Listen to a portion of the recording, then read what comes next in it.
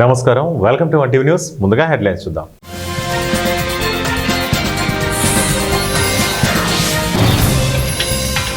కాల్పుల కలకలం, జవాను మృతి, నలుగురు ఉగ్రవాదుల కోసం వేట.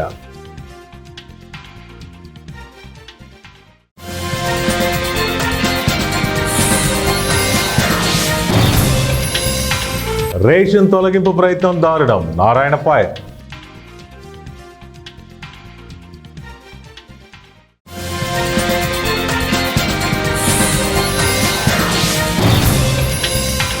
చలో మెడికల్ కాలేజీ, పోలీసుల వైఖరి, పేర్ని నాని రియాక్షన్.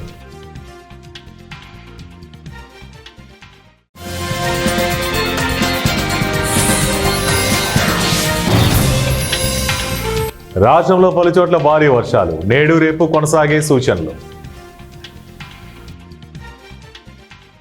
బంగాళాఖాతం దక్షిణ కోస్తాంధ్ర, రాయలసీమ, ఉత్తర కర్ణాటక మీదుగా దక్షిణ మహారాష్ట్ర తీరం వరకు ఉన్న ఉపరితల ద్రోణి కొనసాగుతున్నట్లు వాతావరణ శాఖ తెలిపింది. దీంతో రాయలసీమ జిల్లాలో పలుచోట్ల వర్షాలు కురుస్తున్నాయి. శుక్రవారం తిరుపతిలో 7.6, చిత్తూరు జిల్లా కథేరపల్లిలో 7.3, నెల్లూరు జిల్లా దగదర్తి 6.8, అక్కంపేటలో 5.5, కలిగిరిలో 4.6 సెంటీమీటర్ల వర్షపాతం నమోదైంది. రాయలసీమలో పలుచోట్ల పిడుగులతో కూడిన మోస్తారు నుంచి భారీ వర్షాలు కురిసే అవకాశం ఉన్నట్లు వాతావరణ శాఖ తెలిపింది. శనివారం కర్నూలు, నంద్యాల, అనంతపురం, శ్రీ సత్యసాయి, వైఎస్ఆర్ కడప, అన్నమయ్య, చిత్తూరు, తిరుపతి జిల్లాల్లో అక్కడక్కడ పిడుగులతో కూడిన మోస్తారు నుంచి భారీ వర్షాలు కురిసే అవకాశం ఉన్నట్లు పేర్కొంది. చండీగఢ్లో రేపటి నుంచి 5 రోజుల పాటు సిపిఐ జాతీయ మహాసభలు జరగనున్నాయి. దాదాపు 750 మంది ప్రతినిధులు ఈ సమావేశాలకు హాజరు కానున్నారు.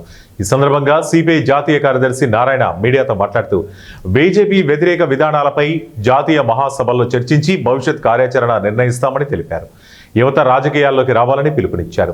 సిపిఐలో 75 ఏళ్ల వయోపరిమితి అమలుపై సిపిఐ మహాసభలో చర్చిస్తామని తెలిపారు. నేపాల్, బంగ్లాదేశ్, శ్రీలంకలో అవినీతి, నిరుద్యోగం పెరిగి యువత తిరగబడ్డారన్నారు. వైసీపీ చేపట్టిన చలో మెడికల్ కాలేజీ కార్యక్రమంలో పోలీసుల వైఖరి పట్ల మాజీ మంత్రి పేర్ని నాని స్పందించారు. శనివారం ఆయన మీడియాతో మాట్లాడుతూ జిల్లా ఎస్పీ చర్యలు స్వాగతిస్తున్నామన్నారు. రోల్ మైండ్తో విధులు నిర్వర్తిస్తున్న ఎస్పీ అందరి విషయంలో ఒకేలా చట్టాన్ని అమలయ్యేలా చూడాలని అన్నారు. రాష్ట్ర చరిత్రలో ఎక్కడా లేని విధంగా 400 మందిపై కేసు నమోదు చేయటం, ఆ కేసులో 10 సంవత్సరాల శిక్షకు సంబంధించిన సెక్షన్ కూడా వేసి బెయిల్ రాకుండా మీరు చేసే ప్రయత్నం ఎక్కడా చూడలేదని విమర్శించారు. లోపలికి పంపితే గర్వంగా వెళ్తామని, తామేమీ హత్యలు చేసి వెళ్లటం లేదన్నారు. జమ్మూ కాశ్మీర్లోని ఉదంపూర్ జిల్లాలో జరిగిన కాల్పుల్లో ఒక ఆర్మీ సైనికుడు గాయపడ్డాడు. ప్రస్తుతం భారత్ జరుపుతున్న ఎదురు కాల్పుల్లో జైషే ఏ మహమ్మద్కి చెందిన 4 ఉగ్రవాదులు చిక్కుకున్నారు. తొలుత కిష్వార్లో కాల్పులు జరిగాయని తెలిపిన ఆర్మీ తర్వాత ఆపరేషన్ ఉదంపూర్కే పరిమితమైందని పేర్కొంది. ఎక్స్పోస్ట్లో white night corps Doda, Udhampur సరిహద్దుల్లో కాల్పులు జరుపుతున్నాయని తెలిపింది. నిర్దిష్ట సమాచారం మేరకు ఆర్మీ స్పెషల్ ఆపరేషన్స్ గ్రూప్ పోలీసులు ఆపరేషన్ ప్రారంభించారు. ఫలితంగా ముష్కరుల నుంచి కాల్పులు జరిగాయి. ఈ కాల్పులో ఒక ఆర్మీ జవాన్ గాయపడ్డారు. గతేడాది కాలంగా ఈ ప్రాంతంలో పలుమార్లు కాల్పులు జరిగాయి. జూన్ 26న డూడు బసంత్గఢ్ అడవిలో జరిగిన ఎన్కౌంటర్లో ఉగ్రవాది హైదర్ హతమయ్యాడు. శ్రీకాకుళం జిల్లా పలాస రైల్వే కాంట్రాక్టు ఉద్యోగులు మాట్లాడుతూ వారికి పనికి తగ్గ వేతనం ఇవ్వటం లేదని, పని వేళలు రోజుకు 8 గంటలు ఉంటే 16 గంటలు వాడుకుంటున్నారని, దానికి తగ్గ వేతనం ఇవ్వటం లేదని, ఇదే విషయంపై అధికారులను సంప్రదించగా పొంతనలేని సమాధానాలు చెబుతూ సిబ్బందిని ఎలా పడితే అలా తిడుతూ అవసరమైతే విధుల నుంచి తొలగిస్తామని బెదిరిస్తున్నారని అన్నారు. ఈ చాలీచాలని జీతంతో కుటుంబాలను పోషించడం చాలా కష్టంగా ఉందని, సిబ్బందిలో ఎవరికైనా హెల్త్ సమస్యలు వస్తే వాళ్ళిచ్చిన వేతనం వారికే సరిపోదని, ఇక పిల్లలని ఎలా పోషించుకోవాలని, తమకు ఎలా అయినా న్యాయం చేయాలని మీడియా ముఖంగా కోరుతున్నారు. బీపీ డౌన్ అయిపోయి పడిపోయాను, కోమాకి వెళ్ళిపోతే కనీసం డబ్బులు చేస్తామని లేదు. బీపీ డౌన్ అయిపోయి పడిపోతే కనీసం తీసుకుని మా పిల్లలు గ్రౌండ్లో ఉంటారు, పిల్లల కోసం చెప్పేవాళ్ళు.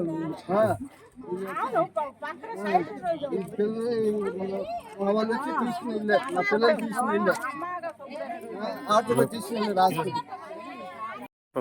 ఏంటి సార్ ఇది అసలు? ఏం అడిగితే మీరు రాకండి, మీరు డ్యూటీలు చేయకండి, మేము ఇంకెవరికో కొత్త వాళ్ళకి పెట్టుకుంటామని మాట్లాడతారు. మరి మేమేట అయిపోవాలి సార్? అప్పుడు నుండి తక్కువ జీతం నుండి చేసిన వాళ్ళము ఇదేదైనా కరెక్ట్గా ఉందా? అడిగితే ఇక్కడ మీరు చేయొద్దు, మీరు ఇంట్లోకి వెళ్ళిపోండి అంటే అదేంటది? అందుకే మేము ఉన్నాం సార్ బయట. జీతం తక్కువనే మేము ఉన్నాం సార్. మా సూపర్వైజర్లకి మధ్యన నింద అయ్యొద్దు, మేమే ఉన్నాము. మా జీతాలు తక్కువనే మేము ఉన్నాము. ఇప్పుడు ఎంత చేస్తున్నారు అంటే ఆ డ్యూటీ చేయమంటే చేస్తున్నాం. మేము డబుల్ డ్యూటీకి రండి అంటే వస్తున్నాము. కానీ కష్టపడుతున్నాం కదా సార్, మేము కూడా మా గురించి కూడా ఆలోచించాలి కదా. ఇది ఎంతవరకు నిద్ర లేకుండా ఉంటున్నాం ఇక్కడ పనులు చేసుకొని, మీరు చూస్తున్నారు కూడా. 18,000 అయితే 6,000 7,000 ఇస్తున్నారు. కుక్కలకి ఎంత ఇవ్వాలి సార్ ఒకసారి చెప్పండి సార్. వాళ్ళు ఏది వండమంటే అది వండుతున్నారు. అలాంటప్పుడు ఎలాగ ఇవ్వాలి జీతాలు? అడిగితే తప్పు ఇక్కడ. ఇది సార్ మా పొజిషన్, మా జీతాల గురించి మేము. సూర్యాపేట జిల్లాలో హుజూర్ నగర్ పట్టణంలో ఘనంగా పలు కళాశాలల ఆధ్వర్యంలో ముందస్తు బతుకమ్మ పండుగ వేడుకలు నిర్వహించారు. పట్టణంలో ప్రభుత్వ డిగ్రీ కాలేజీలో అధ్యాపకులు, విద్యార్థినులు రంగురంగుల పూలతో బతుకమ్మలను పేర్చి అంగరంగ వైభవంగా బతుకమ్మ పండుగ వేడుకలు నిర్వహించుకున్నారు. ఈ తెలంగాణ రాష్ట్రంలో బతుకమ్మ పండుగను అధికారపూర్వకంగా జరుపుకోవడం ఎంతో సంతోషం. ముఖ్యంగా అధ్యాపక బృందానికి, టీచింగ్, నాన్ టీచింగ్ విద్యార్థులకు, హుజూర్నగర్ మీడియా మిత్రులందరికీ కూడా బతుకమ్మ శుభాకాంక్షలు తెలియజేస్తూ ఉన్నాను. మనందరికీ తెలుసు, తెలంగాణ ప్రతిష్టాత్మకంగా ప్రవేశపెట్టినటువంటి ఈ బతుకమ్మ పండుగ రాష్ట్రమంతటా 2 రాష్ట్రాల్లో జరుపుకుంటున్నారు. దానిలో భాగంగా మనం కూడా జరుపుకుంటా ఉన్నాం. ఇది మన పొడమి తల్లికి అది ఒక గొప్ప ప్రగతి, పొడమి తల్లి సాధించినటువంటి ప్రగతికి సంబంధించిందిగా మనం తెలంగాణ బతుకమ్మ పండుగను చేసుకుంటా ఉన్నాం. సో తెలంగాణలో అసలు బతుకమ్మ పండుగ దాని అర్థం ఏంటి అని అంటే, మనకు అనేక కథనాలు ఉన్నాయి. ఆ కథనాలు అనేకంలో ఒక 2 కథనాలు మీకు తెలియజేస్తా ఉన్నాను. ఒకటి, పూర్వం ఒక రాజు ఉండే వ్యక్తి, ఆ రాజుకి 100 మంది పిల్లలు ఉండేవారు. ఆ 100 మంది పిల్లలు, ఆయన రాజు కాబట్టి 100 మంది పిల్లలు యుద్ధంలో చనిపోయారు. ఇంకెప్పుడు వాళ్ళకి పిల్లలు లేరు. అయితే ఎన్నో పూజలు చేశారు, పురస్కారాలు పొందినట్టుగా అనేక గుళ్ళు, గోపురాలు, దేవతల చుట్టూ తిరిగారు. అయితే కొంతకాలం తర్వాత వారికి ఒక అమ్మాయి జన్మించింది. ఆ అమ్మాయి తొందరగా చనిపోవద్దు అని అమ్మాయికి బతుకమ్మ అనే పేరు పెట్టడం జరిగింది. ఆ విధంగా బతుకమ్మ పండుగను దీనిలోకి తీసుకొని రావడం జరిగింది. మరొక కథనం ఏంటి అంటే, చోళ వంశానికి చెందినటువంటి రాజు గర్వాంధుడు అనేటటువంటి ఒక రాజు ఉండేవారు. సో ఆయనకు కొంతమంది 2 పిల్లలు ఉన్నారు, ఒక అమ్మాయి, ఒక అబ్బాయి. అయితే అబ్బాయికి పెళ్ళయింది, అమ్మాయికి పెళ్లి కాలేదు. అబ్బాయికి పెళ్ళయింది కాబట్టి కోడలు ఇంటికి వచ్చింది. మనందరూ తెలుసు, కోడలికి ఆడబిడ్డకు సరిగా పడదు అన్న సంగతి. కాబట్టి ఎప్పుడు ప్రతి చిన్న విషయాల్లో వారిద్దరికి గొడవ అవుతూ ఉండేది అన్నమాట. అయితే అది ఇంటికాడ పనులలో కానీ, రెస్పెక్ట్ ఇచ్చే విషయాలు కానీ, అన్ని చోట్ల వాళ్ళిద్దరకు, ఆడబిడ్డకు, ఇంటి కోడలకు. బతుకమ్మ అనేది మన తెలంగాణ సంస్కృతికి ఒక గొప్ప నిలయంగా చెప్పొచ్చు. ఎందుకంటే పూర్వకాలంలో ఎలాంటి వ్యాధులకు మందు కనుక్కోనప్పుడే బతుకమ్మ అంటే గౌరీదేవిని ఒక శ్రీమూర్తిగా, మాతృమూర్తిగా, తర్వాత అన్ని రకాలుగా గ్రామాన్ని కాపాడేటువంటి ఉన్నతమైనటువంటి దేవతామూర్తిగా కొలుస్తారు. అదే సాంప్రదాయాన్ని మనం తెలంగాణ సాధించుకోవడంలో కూడా మనం చూయించేసి కేంద్ర ప్రభుత్వం నుంచి 2014లో తెలంగాణను తెచ్చుకున్నాం. ఎంత ఆధునికత వైపు మనం పరిగెడుతున్నప్పటికీ కూడా మన సాంప్రదాయాన్ని మనం కాపాడుకుంటున్నాం. మరి బతుకమ్మ అంటే not only caste and religion. ఇందులో మనం పేర్చేటువంటి పూలు మొత్తం కూడా ఈ వర్షాకాలంలో కలుషితమైనటువంటి నీటిని శుద్ధి చేయడానికి ఉపయోగపడే జిల్లేడు, అన్ని రకాల పూలను మనం వాడుతున్నాం. సో మనకు బతుకమ్మ అనేది మన సంస్కృతికి నిలయము, పర్యావరణాన్ని రక్షించడానికి మనం దీన్ని ఉపయోగపడుతున్నాము. అందుకే తెలంగాణ ప్రజలందరూ కూడా తమ యొక్క కుల, మత, జాతి అన్ని రకాలుగా మర్చిపోయి ఈ పండుగని ఆధునికత వైపు రోజు రోజుకి తీసుకెళ్తున్నందుకు అందరి తరఫున మాకు సంతోషంగా ఉంది. మా హుజూర్ నగర్ డిగ్రీ కాలేజీలో కూడా మనం ప్రతి సంవత్సరము అన్ని రంగాలతో పాటు మేము ఈ సెలబ్రేషన్ని యూనివర్సిటీలో, తర్వాత సీసీలో కూడా మా గురించి చెప్పుకునే విధంగా మేము చేసుకుంటున్నందుకు సంతోషంగా ఉంది. Thank you. Palasa Kashibugga municipality ప్రజల చిరకాలిక కోరిక ఫ్లైఓవర్. గత 20 సంవత్సరాలుగా నిధులు శాంక్షన్ అయినా పనులకు నోచుకొని రైల్వే ఫ్లైఓవర్ను కూటమి ప్రభుత్వం వచ్చిన తర్వాత చకచకా పనులు జరిగిపోతున్నాయని స్థానిక ప్రజలు అంటున్నారని పలాస కూటమి ఎమ్మెల్యే గౌతి శిరీషకు కృతజ్ఞతలు తెలిపారు.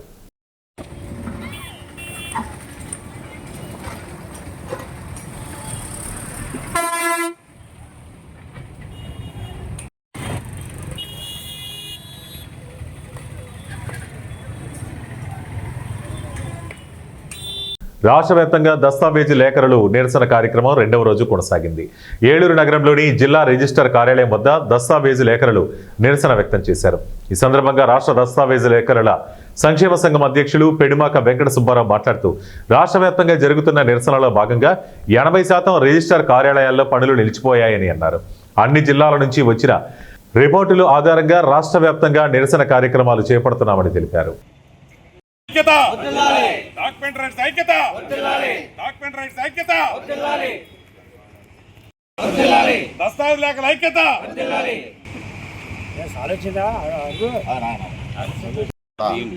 నా నమస్సమాంజలి తెలియజేసుకుంటున్నాను. మరి నిన్నటి రోజున రాష్ట్ర వ్యాప్తంగా సుమారు 80% అబోవ్ ఆఫీసుల నుంచి ఫీడ్బ్యాక్ వచ్చింది. దగ్గర 150 ఆఫీసుల్లో ఒక్క నెంబర్ కూడా పడకుండా సోదరులందరూ సహకరించారు. వారందరికీ కూడా నేను అసోసియేషన్ ప్రెసిడెంట్గా ధన్యవాదాలు తెలియజేసుకుంటున్నాను. మరి కొన్ని ఆఫీసుల్లో ఇది లేని పరిస్థితుల్లో, ఎందుకంటే మరి వీలునామాలు రాయాల్సిన వాళ్ళు కానీ కొద్దిగా ఫారెన్ వెళ్ళాల్సిన వాళ్ళు జీపీఎల్ లాంటివి ఉంటాయి, అవి ఆపడానికి కుదరదు కారణంగా కొన్ని చోట్ల 1-2 నెంబర్లు పట్టడం జరిగింది. సో వాటిని కూడా మేము పరిగణలో తీసుకోవట్లేదు. ఎందుకంటే కొన్ని ఎమర్జెన్సీలు ఉంటాయి. ఎమర్జెన్సీకి మేము కూడా రిలాక్సేషన్ ఇవ్వాల్సిన పరిస్థితులు ఉన్నాయి.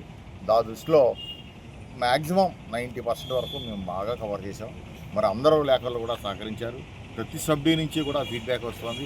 ప్రతి సభ్యు నుంచి ప్రతి దస్తావేజీ లేఖలు కూడా మా గ్రూపుల్లో పోస్ట్ చేస్తున్నారు. మేము ఎంత చేసామని. మరి పబ్లిక్ కూడా సహకరిస్తున్నారు. నిన్న వచ్చిన పబ్లిక్ అందరూ, నిన్న ఒక ఆవిడ వచ్చింది ఎంఓడి రద్దు చేసుకోవాలని, ఆవిడ క్యాన్సర్ పేషెంట్.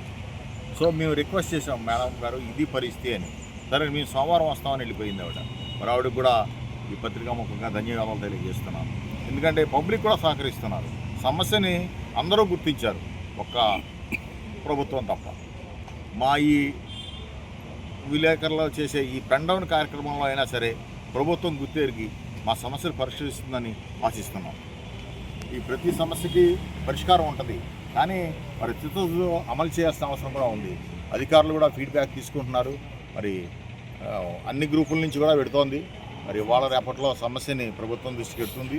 వెళ్ళి పరిశీలిస్తే సరే ఉంది, లేకపోతే ఏం చేయాలనే కార్యాచరణ తదుపరి సోమవారం నిర్ణయిస్తామని తెలియజేస్తాం. పార్వతీపురం జిల్లాలోని ప్రజలు, స్వచ్ఛంద సంస్థలు, అధికారులు సమష్టి కృషితోనే స్వచ్ఛ పార్వతీపురం సాధ్యపడుతుందని జిల్లా collector doctor N Prabhakar Reddy పిలుపునిచ్చారు. శనివారం వెళగంలోని చర్చి వీధిలో గల మున్సిపల్ పార్క్ వద్ద స్వచ్ఛాంధ్ర స్వచ్ఛ పార్వతీపురం కార్యక్రమం జిల్లా కలెక్టర్ అధ్యక్షతన నిర్వహించారు. ఈ సందర్భంగా పారిశుద్ధ్య కార్యక్రమంలో కలెక్టర్ పాల్గొని మొక్కలు నాటి స్వర్ణాంధ్ర స్వచ్ఛాంధ్రపై అధికారులు, ప్రజలు, స్వచ్ఛంద సంస్థలు, సిబ్బందితో ప్రతిజ్ఞ చేయించారు. అనంతరం కలెక్టర్ మాట్లాడుతూ స్వచ్ఛ పార్వతీపురం ఒక్కరోజు కార్యక్రమంతో సరిపోదని, ఇది అలవాటుగా మారాలని పేర్కొన్నారు. ప్రతిరోజు తమ ఇంటి పరిసరాలతో పాటు ప్రభుత్వ, ప్రైవేటు కార్యాలయాలు, వాణిజ్య వ్యాపార సంస్థలను పరిశుభ్రంగా ఉంచినప్పుడే స్వచ్ఛ పార్వతీపురం సాధ్యం కాగలదని కలెక్టర్ ఆశాభావం వ్యక్తం చేశారు. ఆంధ్రప్రదేశ్ సాధించే ఉంటానని ఈ రోజు నేను వేసిన ఆంధ్రప్రదేశ్ రాష్ట్రాన్ని సహాయం చేస్తుందని నమ్ముతూ ఈ రోజు నుండి నా తోటి వారికి కూడా ప్రతిజ్ఞ పచ్చదనం యొక్క ప్రాముఖ్యతను మరియు హరితాంధ్రప్రదేశ్ పై అవగాహన కల్పించే దిశగా ప్రయత్నిస్తానని, మన ఆంధ్రప్రదేశ్ను స్వచ్ఛాంధ్రప్రదేశ్గా తీర్చిదిద్దేటట్లు నా వంతు కృషి చేస్తానని ప్రమాణం చేస్తున్నాను. రాష్ట్ర వ్యాప్త దస్తావేజీ లేఖరుల పెండౌన్లో భాగంగా ప్రకాశం జిల్లా మార్కాపురంలో తహసీల్దార్ కార్యాలయం వద్ద దస్తావేజీ లేఖరులు నిరసనలు తెలిపారు. ఓటీపీ విధానం వద్దు అంటూ రైటర్లు నినాదాలు చేశారు. రిజిస్ట్రేషన్ శాఖలో ఓటీపీ విధానాన్ని రద్దు చేయాలని రైటర్లు ఆందోళన తెలిపి అనంతరం తమ సమస్యల వినతి పత్రాన్ని డిప్యూటీ తహసీల్దార్కు అందజేశారు. ఓటీపీ విధానాన్ని వెంటనే ఓటీపీ విధానాన్ని వెంటనే ఓటీపీ విధానం ఓటీపీ విధానాన్ని వెంటనే ఓటీపీ విధానాన్ని వెంటనే ఓటీపీ విధానాన్ని వెంటనే రద్దు చేయాలి రద్దు చేయాలి రద్దు చేయాలి. రిజిస్ట్రేషన్ శాఖలో జరుగుతున్నటువంటి చిన్న చిన్న సాంకేతిక లోపాలను ఎత్తి చూపుతూ ఈ 2 రోజులు రాష్ట్ర సంఘం వారు పెండౌన్ కార్యక్రమాన్ని నిర్వహించమని పిలుపునిచ్చినారు. అదే భాగంగా నిన్న సక్సెస్ఫుల్గా పెన్ డౌన్ కార్యక్రమం జరిగినది. ఈరోజు కూడా మేము ఈ పెన్ డౌన్ కార్యక్రమంలో కూర్చున్నాము. ముఖ్యంగా ఈ ఓటీపీ విధానాన్ని ప్రవేశపెట్టినారు. దానివల్ల 10 సంవత్సరాల క్రితము ఆధార్ కార్డుకు అనుసంధానమైనటువంటి సెల్లుకు ఓటీపీలు వస్తున్నాయి. దానివల్ల కక్షిదారులు కానీ పార్టీలు కానీ చాలా ఇబ్బంది పడుతున్నారు. దానివల్ల మేము కూడా పని చాలా ఇది బట్టలుగా తయారైంది. స్లాట్ బుకింగ్ చేయలేకపోతున్నాము, చెక్ స్లిప్లు కొట్టలేకపోతున్నాము. అదే ఒకటి జీపీల్లో ప్రిన్సిపల్కు సెల్ నెంబరు చెప్పమంటున్నారు. ఎప్పుడో 10 సంవత్సరాలకి ఇచ్చిన జీపీకి ఈరోజు ప్రిన్సిపల్ సెల్ నెంబర్ చెప్పమంటే చెప్పలేని పరిస్థితుల్లో ఉన్నారు. దానివల్ల చాలా డాక్యుమెంట్లు ఆగిపోతున్నాయి. దానికి ఏదో పరిష్కార మార్గాన్ని చూపమంటున్నాము. అట్లనే ప్రైవేట్ అటెండెన్స్, ఇదివరకు ప్రైవేట్ అటెండెన్స్ ఉండేది. ఇప్పుడు ఆ ప్రైవేట్ అటెండెన్స్ను సరిగా జరపడం లేదు.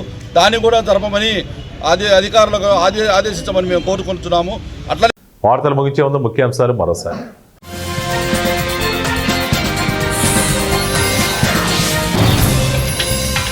కాల్పుల కలకలం, జవాను మృతి, 4 ఉగ్రవాదుల కోసం వేట.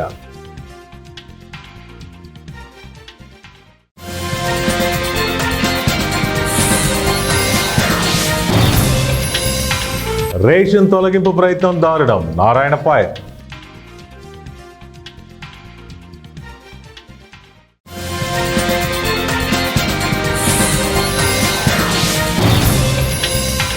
చలో మెడికల్ కాలేజీ, పోలీసుల వైఖరి, పేర్ని నాని రియాక్షన్.